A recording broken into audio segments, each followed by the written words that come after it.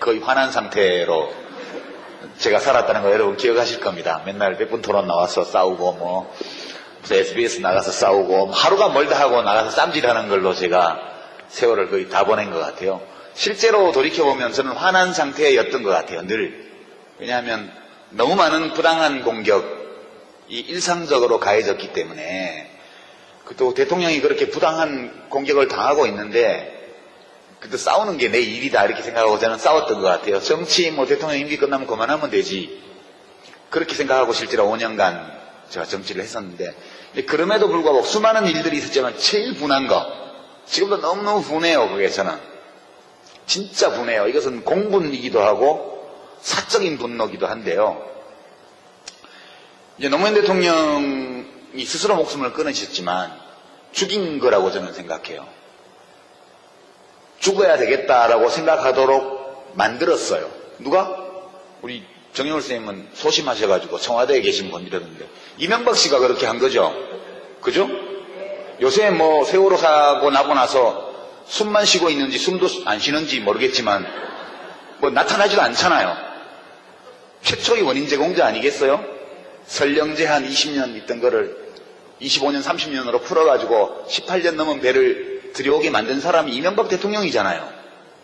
적어도 최소한 인간으로서의 도리를 안다면 지금이라도 나의 이것대로 규제 완화가 잘못된 거다 미안하다 이 얘기해야 맞는 거 아니에요? 진짜 인간도 아니다 그런 생각이 저는 들어요. 저질이다 이거는. 근데 이미 권력 없는 전직 대통령 욕해본들 뭐 하겠어요. 그렇지만 너무 분한 거는 노무현 대통령은 약점도 많고 그런 분이지만 좋은 사람이었어요. 똑똑하고요. 대학은 안 나오셨지만 지식도 많았고요. 논리적으로 사고할 줄 알고 품격이 있는 분이었어요. 맨날 조중동에서는 품이 없다고 얘기를 하는데 인간적 품격으로 치면 정말 품격이 있는 분이었어요.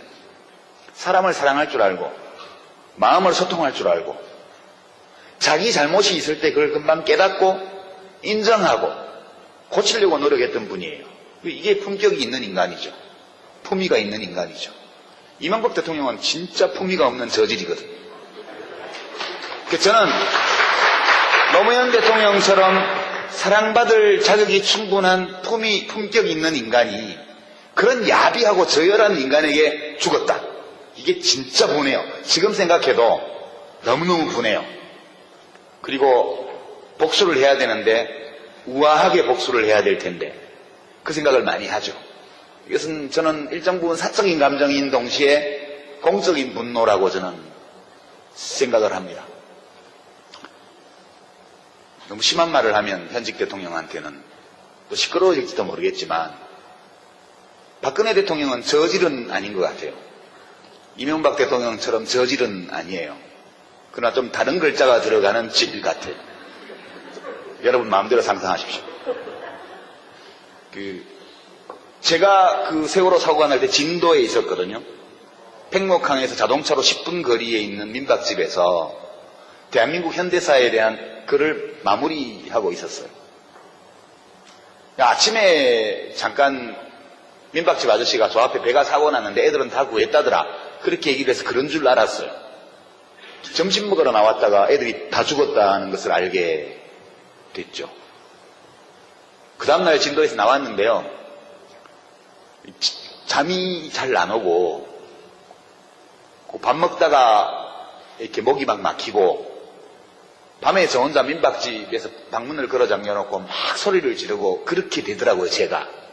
그래서 그 진도에 더 있으면 안 될 것 같아서 막 그 민박집에 사람도 아무도 없었는데 나밖에 없었는데 막 기자들이 밀려들고 난리예요. 그래서 이제 제가 그날 짐을 사서 나왔는데 박근혜 대통령이 진도체육관에 처음 갔을 때 눈물이 나와야 정상이에요. 그렇죠? 우리의 이 눈물샘이라는 거는 이거는 자율신경이에요. 내가 울어야 되겠다 이렇게 해서 울 수도 있지만 나의 의지와 상관없이 내 마음속에 슬픔이 차오르면 저절로 눈물샘이 자극되도록 우리가 설계되어 있잖아요. 어떻게 그 진도체육관에 와서 안 울 수가 있어요? 저는 그게 정말 이해가 안 되더라고요. 기자회견장에서는 눈물이 나는데 진도체육관에서 왜 안 나죠? 저는 이거는 아닌 것 같다. 우리 사회가 기본적으로 우리가 나눠야 될 것은 마음이잖아요. 대통령도 잘못할 수 있어요. 정부도 작동이 잘 안 될 수가 있습니다. 그죠?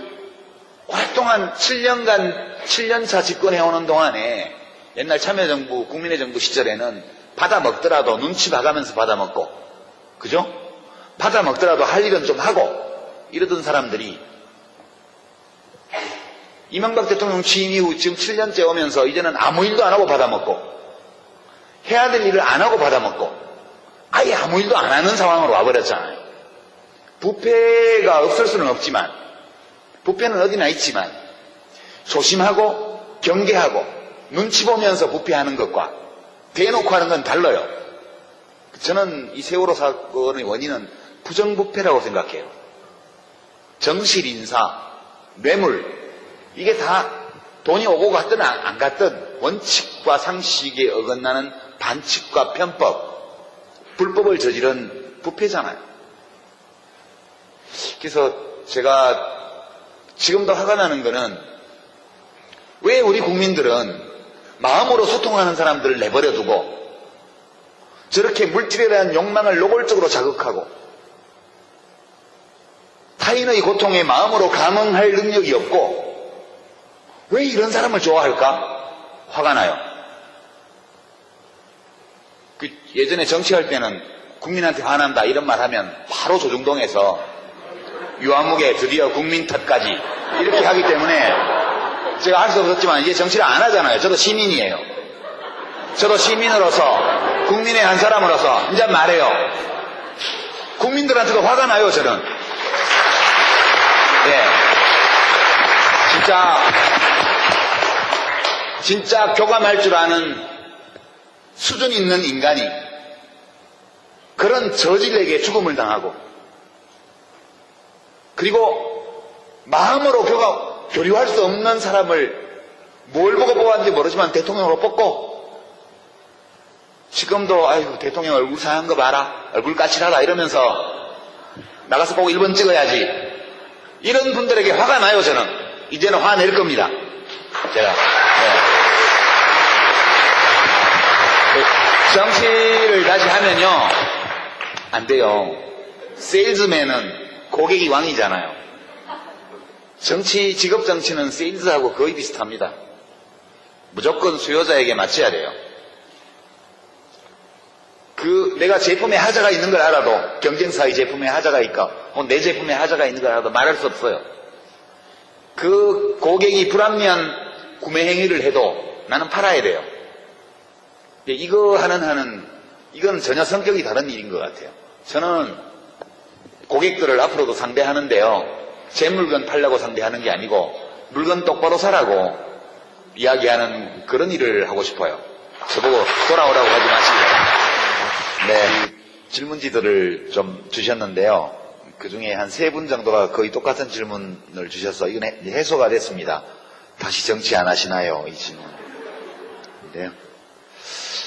실제로 노 대통령께서 돌아가시기 얼마 전에 제가 마지막 뵈었을 때 4월 20일인데요. 4월 19일 날, 물론 그 뒤에 이제 검찰에 가시던 날도 뵈었고 그러긴 했습니다만, 4월 19일 날 이제 저를 버리셔야 됩니다, 이 글을 홈페이지에 올리신 걸 보고 제가 그 다음날 아침에 무작정 차를 타고 이제 엄청 사진이 많이 찍힌 날입니다. 그날. 그날 가서 제가 갔더니 그 시계 얘기를 하시더라고요. 그 시계가 말이야 그러시기에, 대통령 저 뭐 그런 얘기 들으러 온 거 아니고요, 옛날에 즐거웠던 이야기들 좀 하려고 왔습니다. 그래서 여사님 모시고 셋이서 이제 밥 먹고 차 마시면서 옛날 얘기를 하면서 좀 한 2시간, 3시간 정도 좀 즐거운 시간을 보냈어요. 그때 경호 맡은 그 책임자분 말씀으로는 며칠 만에 처음 웃으셨다고 그러더라고요. 그래서 제가 나와서 이제 한명숙 총리하고 이해찬 총리한테 전화드려가지고, 전화하면 오지 말라고 막 그러시는데 화를 내시는, 막 오지 말라고, 절대 오지 말라고 막 얼굴 끄실린다 이러시면서 이제 기자들이 있고 하니까 오지 말라고 그러시는데 가니까 되게 좋아하십디다. 그러니까 시골 어르신들이 추석 때 저 못 가겠는데 그러면 그래 바쁜데 회사 일도 바쁜데 안 와도 된다 이러지만 속으로 서운하고, 길도 막히는데 말하고 오려고 이렇게 얘기하지만 가면 되게 좋아하시는 거하고 똑같더라고요. 그래서 그 기억도 나고 하는데 그때 4월 20일 날 제가 갔을 때 저한테 진지하게 그렇게 말씀하셨어요. 그 전까지는 저 유아무개 정치적으로 제기를 시켜야 되니까 은평을 재선거에 나가도록 하면 어떨까 뭐 이런 얘기를 누구한테 하셨던데 그날은 진짜 이 사회를 바꾸려면 정치만 가지고는 안 되는 것 같다고. 그래서 당신은 정치하지 마라 그러시고. 그럼 뭐 해요? 그랬더니 젊은 사람들 만나서 강연도 하고 글도 쓰고 그게 더 낫지. 정치는 누가 합니까? 했더니 정치는 정치밖에 못하는 사람들이 하면 되지. 저한테 그러셨어요. 그래서 저는 그날은 그냥 하신 말씀이 아니고 정말 진지하게 저한테 말씀을 하셨는데 그 뒤에 저는 정치를 하려고 그랬죠 또. 예. 근데 잘 안 되더라고요. 역시 대통령님 판단이 말 들을 걸 괜히 했다 제가 그 생각했고요. 제가 최근에 어디 책을 읽다가 본 규절인데요. 선생님, 착한 사람하고 나쁜 사람이 싸우면 누가 이겨요? 그렇게 질문을 하니까 답이 힘센 놈이 이기지. 예, 착한 놈하고 나쁜 놈하고 싸우면 누가 이기냐? 힘센 놈이 이겨요. 착하든 나쁘든. 근데 노 대통령께서 이제 봉화마을 사시면서 마지막에 남기신 말씀들이나 글들이 나중에 진보의 미래라는 책으로 이제 나왔죠. 거기 보면 그 버스 이야기가 나오죠. 이제 부산에서 진영 가는 버스인데 중간에 어디 섰어요. 버스가 복잡해요. 그러니까 이제 사람들이 야 운전사 양반 그만 태워서 비잡다 이제 경상도 말로 비잡다 그만 태워서 이러면 이거 보수예요. 안으로 좀 들어가 봅시다. 같이 타고 가게. 이렇게 말하면 이게 진보래요. 그게 이제 노무현 대통령의 보수 진보 분류법이었어요. 이제 그분은 무슨 복잡한 문제든 이렇게 쉽게 바꿔내는 능력이 있는 분이셨어요. 그러니까 언어 감각이 거의 마술사의 수준에 있으신 분이세요. 그런 점에서는. 그러니까 비잡다 그만 태워라 이렇게 얘기하는 건 보수고 좀 안으로 좀 들어갑시다. 같이 타고 가게. 이렇게 말하면 진보라는 거죠. 그 차이가 뭘까요? 저는 그것이 타인의 고통, 타인의 아픔, 다른 사람의 소망에 감응하는 능력의 차이라고 봐요. 그 감응 능력이 적은 사람이 보수가 돼요.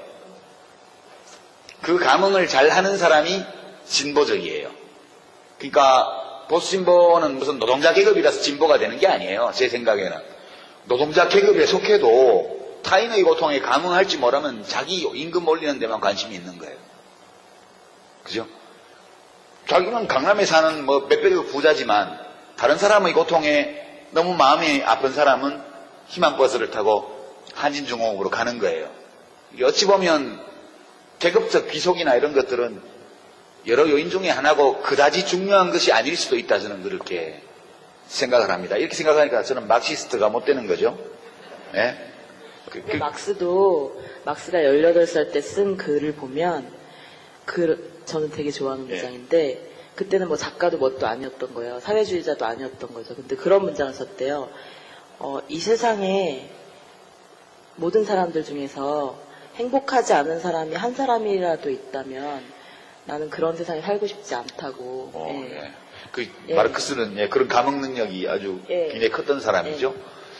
제가 세월호 사고가 나고 나서 뭐 국민 미개 국민 뭐 이런 얘기 돌고 뭐 대통령이 죽였냐 뭐 왜 대통령 보고 그냐 뭐 유족이 무슨 벼슬이냐 이런 말들이 주로 새누리당 주변에서 많이 나오는 건 아시죠? 예. 그러니까 저게 뭐냐 이래서 이제 어떤 분이 평하기를 이 싸움은 진보와 보수의 싸움이 아니고 인간 대 짐승의 싸움이다. 그렇게 얘기하는 걸 제가 어디서 봤는데요. 짐승은 좀 과장된 거죠. 그러니까 이제 정확하게 표현하면 타인의 고통에 감응할 줄 아는 인간과 타인의 고통에 감응하는 능력이 극히 약하거나 그런 능력이 없는 전문 용어로 따옴표 치고 사이코패스 혹은 소시오패스와의 싸움이라는 거예요. 그러니까 이 타인의 고통에 감응하는 능력이 전적으로 결여되고 공격적 성향이 있으면 연쇄살인범이 되잖아요. 그런 분들 중에서 나오잖아요. 연쇄살인범이. 그러니까 저는 그렇게 생각해요. 지금 이 질문 주신 분이 무엇 때문에 고민하시는지 알겠는데 사회를 바꾸는 힘은 악해져서 나오는 게 아니에요. 악하면 사회를 못 바꿔요. 그리고 악해져야 힘을 키울 수 있는 것도 아니라고 봐요. 진짜 큰 힘, 우리 대한민국을 이만큼의 민주주의라도 이루어지는 나라로 만든 힘이라는 것은 그 자체로서는 작지만 약하지만 선한 마음들이 수백만 수천만이 모여서 이 변화를 만들어낸 거기 때문에요. 우리는 착한 가운데 힘이 세져야 된다. 저는 그렇게 생각을 합니다. 이게 둘 다 간단치 않은 질문이긴 해요. 근데 이제 노 대통령께 제가 이렇게 직접 여쭤본 적은 없어요. 왜 이 길을 오셨습니까? 그러나 이제 제가 느끼는 바가 있죠. 느끼는 바가 있고. 그런데 여러 가지 답을 할 수 있겠지만 이제 제 경우도 그러하고 노무현 대통령 경우도 그렇고 이게 왜 정치를 했을까? 왜 대통령이 되려고 하셨을까? 왜 그런 방식으로 대통령직을 수행하셨을까? 그리고 왜 그런 식으로 떠나셨을까? 이 전체를 생각해 보면 노무현 대통령은 자기 자신을 굉장히 적극적으로 표현하고 사신 분이라는 생각이 들어요. 이게 이제 자아실현이라는 말이 자기 자신의 가능성, 자기의 개성, 그리고 자기의 지향, 그러면 내가 도달할 수 있는 가장 높은 곳까지 도달하려는 의지, 이런 것들이 이제 자아거든요. 그러니까 노무현 대통령은 이제 속된 표현으로 하면 야심이 이만저만한 분이 아니셨어요. 그 야심이 내가 대통령이 돼야 되겠다. 이거는 그렇게 큰 야심이 아니에요. 그분의 야심은 반칙하지 않고도 이길 수 있다는 것을 보여주겠다. 그런 거예요. 그거는 대통령이 되는 것보다 훨씬 어려워요. 대통령이 되는 것을 목표로 삼으면 그냥 반칙을 해서라도 하면 되죠. 그렇지만 대통령이 되는 것이 목표가 아니고 반칙하지 않고도 이길 수 있다는 증거가 되고 싶다. 이렇게 되면 이 야심은 정말 대단한 거거든요. 그래서 저는 이제 노 대통령이 야심이 굉장히 큰 분이었다. 그리고 그런 큰 야심을 내면에 가지고 있는 그분의 그분의 인격적 자아라는 것은 굉장히 독특한 면이 있었던 것이고, 그 점이 보통의 우리들과 좀 다른 점이 아니었을까, 그렇게 생각하고, 닮고 싶어도 닮으려고 노력은 할 수 있는데 꼭 닮기는 어려운 분인 것 같다, 이분은. 네, 그런 생각이에요. 그리고 이 목표는 사실 꼭 대통령이 됨으로써만 이룰 수 있는 것은 아니고, 우리가 일하고 있는 모든 공간에서 정직하게 반칙하지 않고 살아도 성공할 수 있다는 걸 보여줄 수 있는 방법은 참 다양하게 많은 것 같아요. 그래서 저는 우리가 대통령과 비슷한 야망을 품어도 되지 않나? 그런 생각도 한편으로 하고요. 제가 정치를 한 거는 사실은 이제 저는 경상도 출신이고 서울대를 나왔고, 그런데 그게 다 싫어요, 문화적으로. 옛날에 프랑스 대혁명기 미국 독립전쟁 때 라파에트라는 프랑스 귀족이 있었는데, 그 사람은 미국까지 배 타고 건너와가지고 독립전쟁 하는데 미국 편을 들고 그랬죠. 근데 라파에트가 왜 미국 독립전쟁에 가담했을까?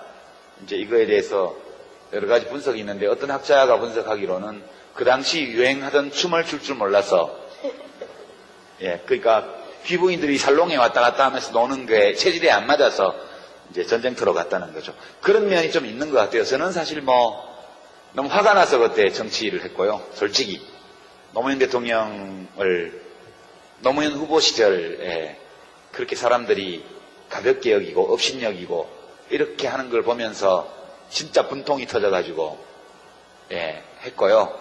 저는 그분을 꽤 오랫동안 알아왔지만, 제가 서울대를 비롯한 이른바 명문대 운동권에서 직접 겪어보았던 그 어떤 분들보다 뛰어난 분이셨어요. 저는 능력 있는 사람을 좋아해요. 제가 사실 특성이 똑똑한 사람 좋아하고요, 능력 있는 사람을 좋아하고, 의지가 강한 사람 좋아하고 걸출한 어떤 사람을 흠모하는 경향이 저한테 있어요. 근데 노무현 대통령은 제가 본 모든 정치인 가운데 가장 걸출한 분이셨는데 사람들이 그걸 인정 안 하고 그분보다 훨씬 못하면서 또 자기가 더 훌륭하다고 생각을 하고 생각만 하면 좋은데 드러내놓고 그런 걸 표현하고 하는 것이 저로서는 참 참기 어려워서 그래서 자원봉사를 했고 그러다 보니까 뭐 정당도 하게 되고 그러다 보니까 국회의원도 되고 그러다 보니까 장관도 하고 이렇게 이제 왔던 거죠. 저는 어떻게 보면 제 결단으로 정치를 했던 것은 아니었죠. 그런 거고 예, 그렇습니다. 그리고 저는 노 대통령님보다 글을 잘 쓰거든요. 정치는 잘 못하지만 그렇게 말씀드리고 그러니까 그 노무현 대통령의 모든 삶과 죽음은 그 노무현이라는 자연인의 자기 표현이었다. 저는 그렇게 생각합니다. 거의 화난 상태로 제가 살았다는 거 여러분 기억하실 겁니다. 맨날 100분 토론 나와서 싸우고 뭐 무슨 SBS 나가서 싸우고 하루가 멀다 하고 나가서 쌈질하는 걸로 제가 세월을 거의 다 보낸 것 같아요. 실제로 돌이켜보면 저는 화난 상태였던 것 같아요. 늘. 왜냐하면 너무 많은 부당한 공격이 일상적으로 가해졌기 때문에 또 대통령이 그렇게 부당한 공격을 당하고 있는데 그때 싸우는 게 내 일이다 이렇게 생각하고 저는 싸웠던 것 같아요. 정치 뭐 대통령 임기 끝나면 그만하면 되지 그렇게 생각하고 실제로 5년간 제가 정치를 했었는데 그럼에도 불구하고 수많은 일들이 있었지만 제일 분한 거 지금도 너무너무 분해요. 그게 저는 진짜 분해요. 이것은 공분이기도 하고 사적인 분노기도 한데요. 이제 노무현 대통령이 스스로 목숨을 끊으셨지만 죽인 거라고 저는 생각해요. 죽어야 되겠다라고 생각하도록 만들었어요. 누가? 우리 정영월 선생님은 소심하셔가지고 청와대에 계신 분이라는데 이명박 씨가 그렇게 한 거죠. 그죠? 요새 뭐 세월호 사고 나고 나서 숨만 쉬고 있는지 숨도 안 쉬는지 모르겠지만 뭐 나타나지도 않잖아요. 최초의 원인 제공자 아니겠어요?